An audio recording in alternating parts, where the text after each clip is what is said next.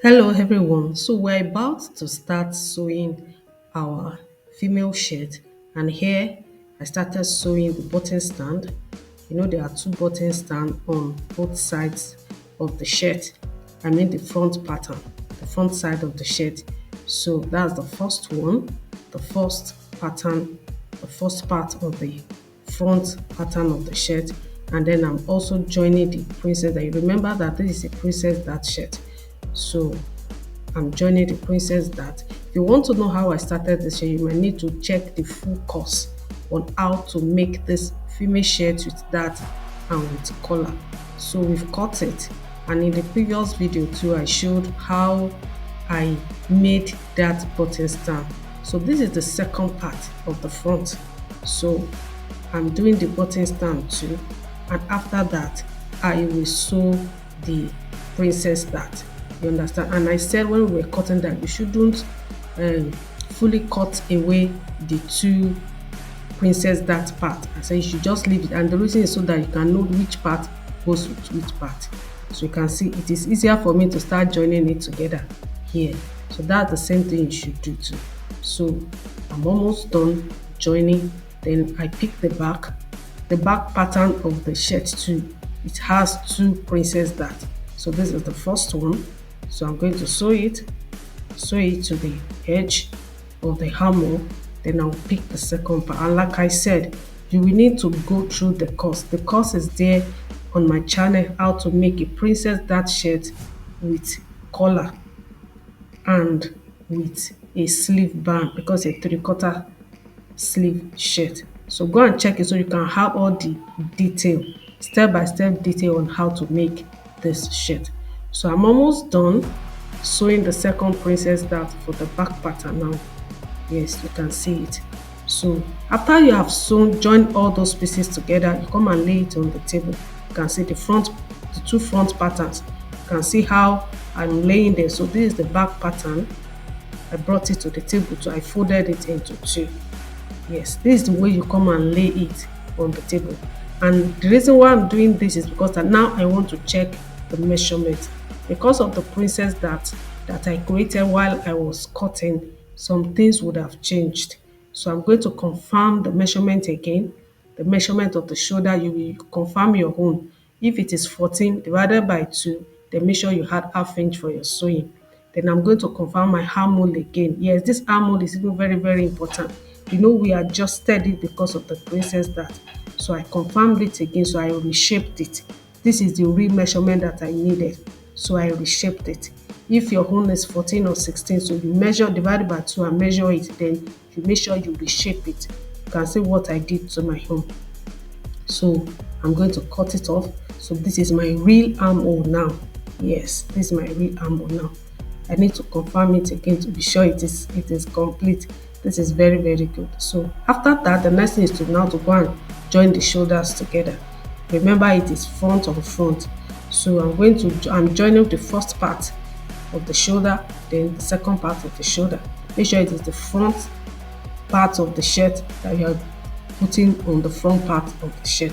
Very important. So the two shoulders are done. The next thing is to join the sleeve. Yes, you can see I'm trying to attach it. I started from the middle. How to cut the sleeve and how to cut the pattern is under the video on how to cut this shirt. So I've already done that. So we are just sewing it now. So I've already sewn the first part of the sleeve. So I turn it over to the second side. So sewing this shirt is very, very easy. And I want you to watch the full course so you can see the step-by-step way that I made it, from the cutting, from even the things that you even need to know before you start cutting, the things you need to prepare, they are all in the course.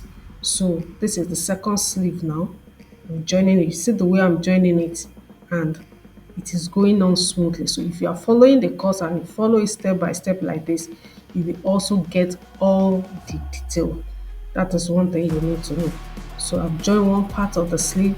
I turn it over to join the second part of the sleeve. You can see that. So you just have to follow all these steps. Just make sure you follow it diligently. So the same way you are going to follow and then you will sew your whole thing. This shirt is a 3/4 sleeve, like I mentioned earlier. It's not a full long sleeve and it's not also short. It's a 3/4 sleeve with band. So I'm going to show you a different video on how to make the 3/4 sleeve and how to make the collar. I needed to join the side now, but I needed to also first of all check the measurement so I can know what I'll be using to hold my sewing allowance. It is very, very important. So when you know what is there, then you apply your real measurement to know what will be outside. You can see for my armhole, for my round sleeve, you can see I needed to take the measurement. I needed 14 there, so I used 7. So use your own appropriate measurement while you are sewing. I already know what I'm using to sew, so don't say I'm just sewing it. That's why I checked the measurement earlier. So if you need to mark your own with pencil, please do it. I already know, I know 1 inch on a tape rule. Even if I see 1 inch on the cloth, I already know how wide it is.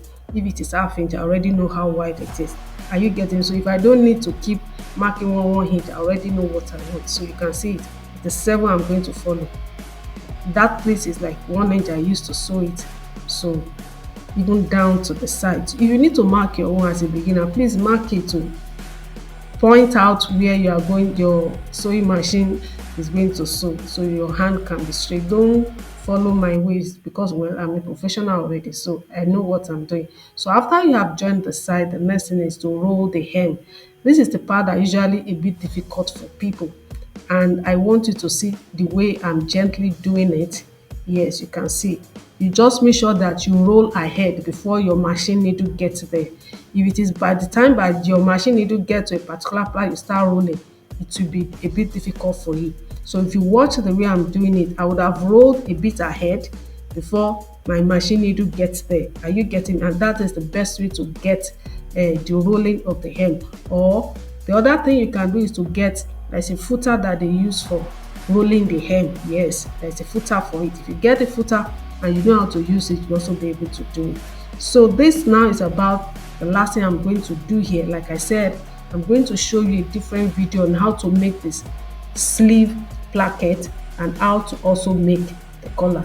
If you like this video, make sure you give it a thumbs up, and then, like I said, I encourage you to watch all the video in the course so you can see how I made this video step by step. So I'm about finishing rolling the hem. Okay, so this is it. I should be seeing you in the next video.